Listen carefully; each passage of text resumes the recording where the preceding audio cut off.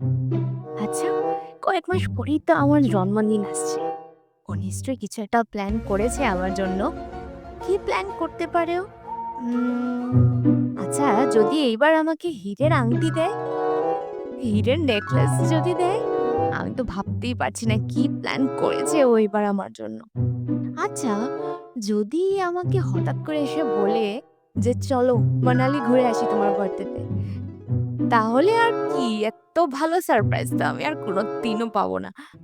কিন্তু যদি হঠাৎ এসে এইটা বলে যে, "মানালি না, চলো ফরেন ট্রিপে নিয়ে যাই তোমাকে।" তাহলে তো ধুর, এক কাজ করি, জিজ্ঞেসই করিনি ওকে কি প্ল্যান করছে ও আমার বার্থডেতে।